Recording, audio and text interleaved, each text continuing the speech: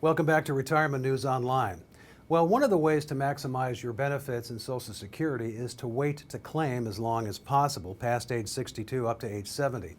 But that's not possible for everyone. There are strategies, though, that can help you, no matter what your situation is, to maximize your benefits. And here to talk about that is my guest, Richard Warner in Omaha, Nebraska. Richard, how do you know when to claim benefits at age 62 or age 70? Hey Scott, good to see you again. Appreciate you having me. That's a great question. Pretty much every one of my clients or prospects or referrals from clients is asking me that question. It's one of the biggest things we try to answer for folks, and there's really no exact science to it. It really depends upon a lot of factors. Some people have to take it early based on health situations. Maybe they have to retire sooner than they had originally planned. Some people take it out of fear. They think it's not going to be around. If you're in pretty good health, and especially if there's a married couple, it can make a lot of sense from a tax standpoint and from a longevity standpoint as far as your income to defer that Social Security. But it depends upon a lot of different factors. So I understand it's complicated enough to try and figure out how to claim benefits when you're by yourself, but what about couples? Well, a lot has changed over the last couple of years. There used to be looser rules, if you will, and Social Security kind of tightened some of that up back in 2015.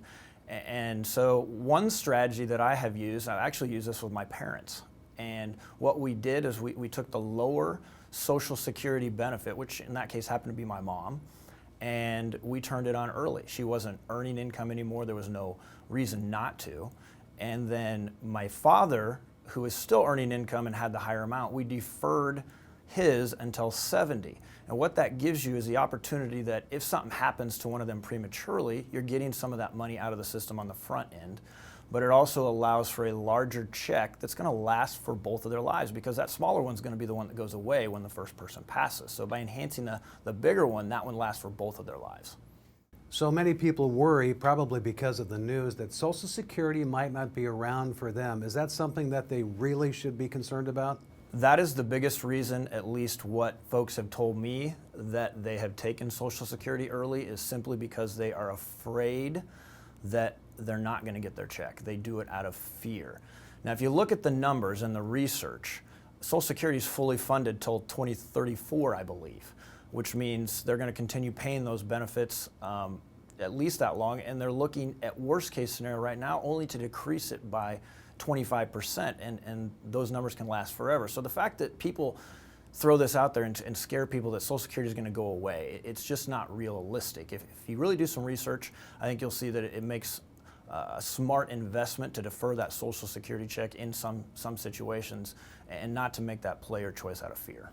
Now, based on what you're telling me and all the complexity, it sounds like it's important to get professional help here. Is that right? Definitely. It is definitely important. The Social Security office, if you call them, is very helpful, but they're not designed to give you advice.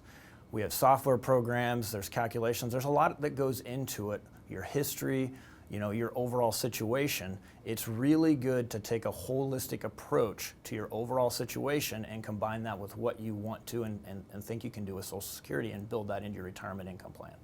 My guest has been Richard Warner in Omaha, Nebraska. This is Retirement News Online.